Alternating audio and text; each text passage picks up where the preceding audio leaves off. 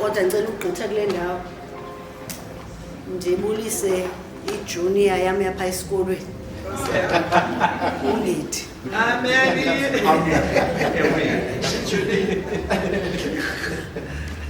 Mfuthu Silolo ndadibana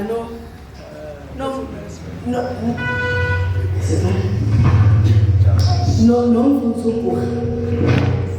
Wathi kumzini ngezinto sasiyenza kudala esikolweni. Umama uGuga uyeza, ningathi umama uGuga ijunior yabantu mfundisi. Sizayiqhuba elahlobo lethu. Makeze umama uGuga kodwa umama uGuga uzaba ijunior. Nalapha kum. Ngoku ndibulise ke nami ijunior. Andimazi noba yekuzaba nalo ithamsi lokuba nejunior kwi-society kodwa mna ndinayo. Ndigqibele ngokubulisa ubawo uZikalala. Kanti uncebisa becaweni sinobawo. Uqabana nazi. Ngoku kenza ukubulisa ubawo uZikalala. Nabantu ahamba nabo. YelikaKristu igama ngutana. Ngokukhawulezile ixesha 10 to 12. Inkonzo sewisile iyaphuma ngo-12. Ndisiskola mhlawumbi untsuku uzawumakisha. Kulaa ncwadi besigqibela ukufunda kuyo igospile ivangeli ngokubhalwa nguYohane chapter 1. Verse is from verse 6 kuyophela kuverse 12.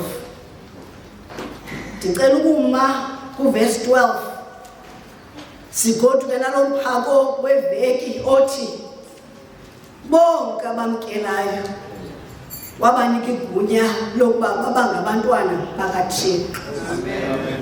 Bonke abamkelayo wabanika igunya lokuba babe ngabantwana bakaThixo. Ithi lonto, it does not come cheap. It lonto, it is not easy. Ukubana ufumane igunya lokubana ubizwe ngokubana ungumntana kaThixo. Uba mhlambi ndithetha iBhayibhile kakhulu awandiva, ndicela sigoduke nale theme ngokwesifundo esisifundileyo ethi a road map to salvation. A symbol of hope. Because ndithe xa ndifunde esi sifundo ndafumaniseka into yobana uYohane usinika ipathway yokubheka kwi-salvation. Sawugqiba sinika abantu abangenakholo ukholo. Xa ndizawuthetha ngale ncwadi okanye ngale vesi, le ncwadi yigospile ebhalwe nguYohane. In fact, it was attributed to uJohn, unyana kaZebedi noSalome. Zavumelana ke izikhola zokubana le ncwadi yayibhalwe eEfesu. Xa le ncwadi okanye kule ndawo ndifunda kuyo ithi kwakukho umuntu othunyiweyo evela kuThixo, ugama lakhe linguYohane. Therefore nezikhola ziyangqina okokubana umbhali wale ncwadi was an eyewitness of Christ. Yile nto le ncwadi ingeyopart ye-synoptic gospels, ngokubana le ncwadi yona ibhalwe ngumntu omnye, akuthathanga kwafakelwa ne-information esuka kwezinye indawo. Yiyo loo nto yona ingabalelwa kwi-synoptic gospel. Iphinde xa kuthethwa ngoYohane kuthiwa uYohane had an intimate relationship noYesu. Wayengumdisipline kaYesu uYohane lo sithetha ngaye. Bathi ababhali isizathu sobana makabhale le ncwadi into yokubana ufuna abantu abafunda le ncwadi bamazi uYesu, bakholelwe kuYesu, kwaye bakholelwe into yokubana uYesu ngunyana kaThixo. uYohane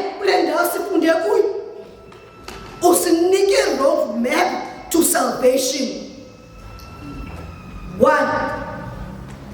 Into yesibini uYohane wasisifundo demonstrated the fundamental responsibility of being a witness of God. Afunda kwesifundo kukho indawo ethi uzongqina usibonisa into yokubana zintoni impawu zomuntu othi ungqina ubuyesu Kristu ukho. Uphinde into endiyifumanisayo kule ncwadi uYohane demonstrates what we ought to become when we are given the authority. Akenzi umzekelo nje for the sake of ukwenza umzekelo, kodwa wenza umzekelo wokubana ibe indlela esihambayo nento yokubana le nto sifanele uba yiyo asisithi siyakhonza.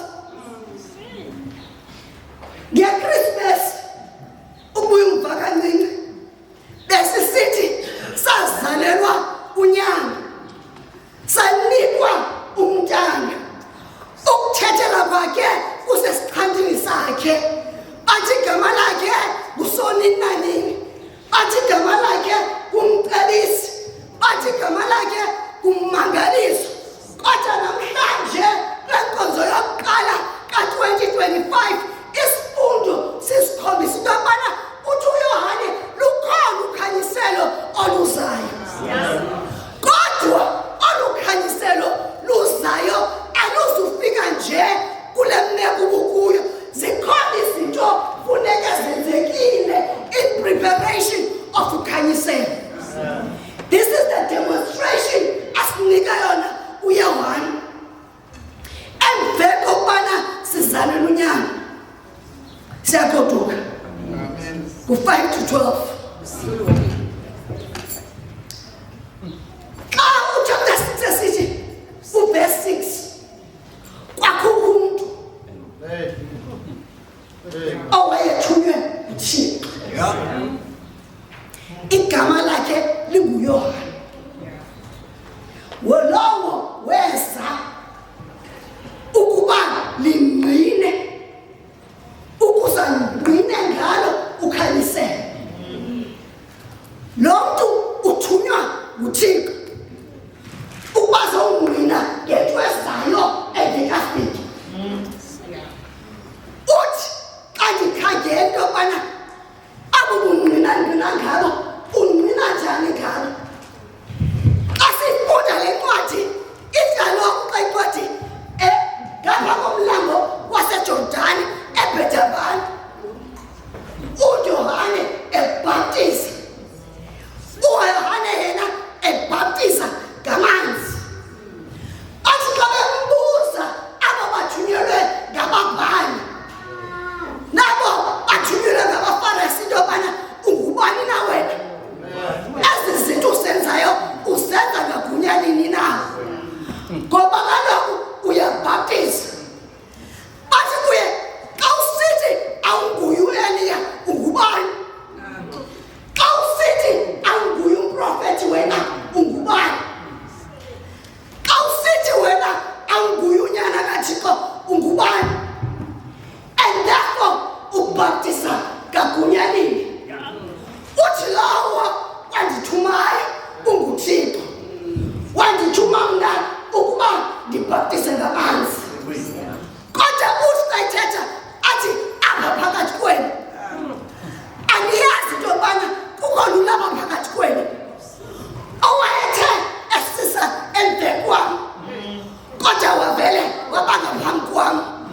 Uthi mna Yohane andifanele noba nditywabulule umtya weembatata zakhe, kodwa lo mntu ulapha phakathi kwenu. Mna undithume ukuba ndibhaptize ngamanzi, kodwa yena lowo ulapha phakathi kwenu uyandibhaptiza ngoMoya Oyingcwele. Yiyo le nto asengqini uYohane. Uthi xa isihla le Bhayibhile athi uYohane xa ndikhangela into yokubana yintoni uYohane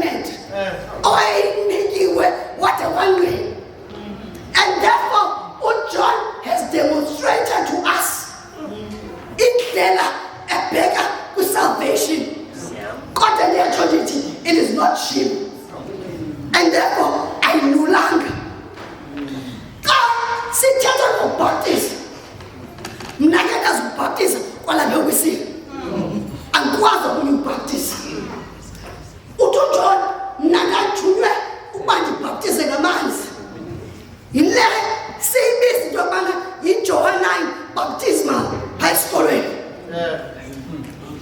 kanti kakho John ukhona osesabaptiza ngomoya oyingcwele and that was called apostolic baptismal yabona ke ka umfundisi onikwe kunye ebaptiza uqala ngeJohannine baptismal athatha amanzi awabeka ngabunzini egameni kaYesu because uqala ngamanzi kodwa amanzi wona awahlambululi ncam andula umfundisi abeke isandla ngesonto yakho ukwenza umoya ingcwele to affirm the washing of the sin ngoba uthi uPeter story kwi-order of salvation sazalelwe esonweni and therefore xa sizalelwe esonweni we are ought to be washed isono esi sithi xa sibiza yi-prevenient grace ubabalo olelakho phangoba ufike eyazi uthixo into yobana uzawudinga into yobana mawuhlanjwe kodwa ke i-baptismal is in two folds the washing kaJohannine baptismal umoya ingcwele wakubeka isandla uafeme okokubana wena isono ozalelwe kuso sihlanjiwe usiqala loo nto akuJohn uJohn uzawudemonstrata loo nto bonke abamkelayo banikwe gunya lobana abantwana bakathi yabona ke abamkelayo bahamba nerombhebo abasezamamkela bahamba nerombhebo ngokwe-order of salvation bedithe uJohn usahleli phezu kwe-prevenient grace yabona ke kwaba sebehambile amamkela banikwe igunya nina balama Raymond okokubana imizamo yenu eniyenzayo kule chapter has no impact into yokubana abantu baresponde kwi-prevenient grace ngobhaptizo bayivaleleka ukubana you call yourself a witness of God kodwa inzame zakho has no impact ukusondeza umhlanga kaKristu ngaphandle ukubana azobhaptizwa afemwe umoya ingcwele ukuhlanjululwa kwesono mayivaleleka ngokuzilona kodwa ke asiphelela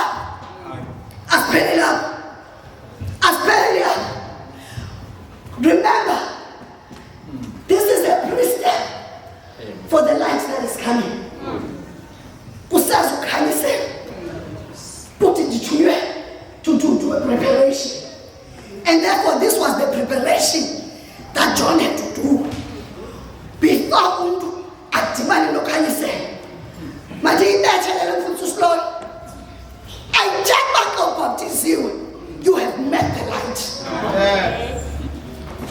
ayithetha ubana xa ubhaptiziwe you have met the light kodwa uJohn Wesley and the early Methodist people would say isinika ithemba it gives us hope yabana lo uthe wabhaptizwa uzawusondela kwi-light dikebane ebane besithi are you ready sijayiva naye nge-weekend on a Saturday ogqiba Sunday abheke ecaweni noba ndihamba ecaweni siyafana ndifuna ubaxelela rekwana andifani noba ndiyajayiva nonke andifani noba bangathi siyafana sisela njengabo asifani ngoba wena uphawu olwavasa isono owazalelwa kuzo asikho therefore with you there is hope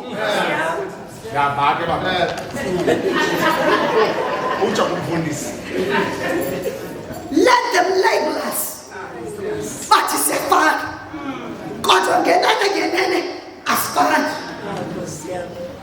xa sisondelana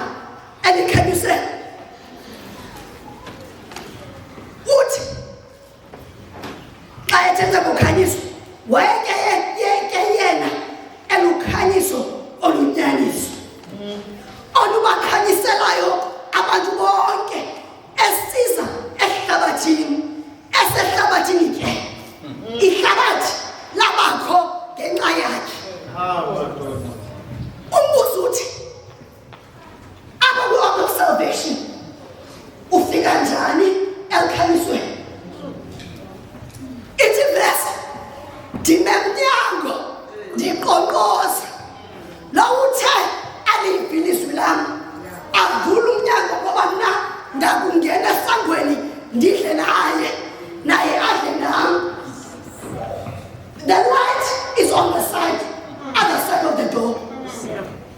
When you are on the other side of the door, God kukho izinto ezikwenza uba ungathi ufike ecangweni okanye ungaliva nelizwi eliqonqozayo. Izinto ezikwenza ubana ungathi ufike esangweni lokuvulela ikhanyisana saziwa nguwe. Mandikhawuleze ndidlule kule ndawo. Xa kuthethwa ngokukhanyisela, it is a figure of speech. It is a metaphor. Usicacisele ngosuYohane into yobana yintoni ukhanyisela, because uYohane ungqine ngalo walungqina uba unyaka kaKristu, and therefore this is a metaphor. NguKristu oqonqoza inyama, kodwa ngenxa yokulingana kwengqondo nezinto mhlawumbi ezisengqondweni yakho ezikwenza ubana ungathi ufikelele esangweni sizawugoduka. Mhlawumbi nomntu uhlala naye ebhedini okanye mandithi mhlawumbi umlingane wakho ukwenza into yobana umniki i-80%, unike uThixo u-20%, yileto ungathi ufike esangweni. Mhlawumbi uthi sowufikile esangweni uthi wangu ngeendaba zalapha ecaweni ngoba kaloku nazo zigona. Uvele utyibilike sowufikile esangweni. Mhlawumbi emsebenzini okanye mhlaleni uthetha ugabo kwizinto ezingakhiyo, okanye mhlawumbi utya izinto ezingamele banga zityiwa ngamaKristu. Umane utyibilika ungathi ufike esangweni. Ndizawuthi kuwe nalo ukhanyiseka iyaqonqoza on the other side. Ithi verse endaguquka ngayo kuba ndiyayazi imisebenzi yakho. Uyabona, ndimise phambi kwakho ucawa, akukho namnye unako ukulivala ngoba uthe unamandla amancinane wena waligcina igama lam, awalikhanyeli ilizwi lam, and therefore your weaknesses are known by God. Njengongapha kocango uyayazi uThixo into ekwenza yobana ungathi uvula ucango. Uthi ngoba unamandla amancinane, and therefore uthi I acknowledge and know into yobana ikhona ethi igqiba amandla akho, ikhona ethi igqiba amandla akho ukuze ungathi ufike esangweni.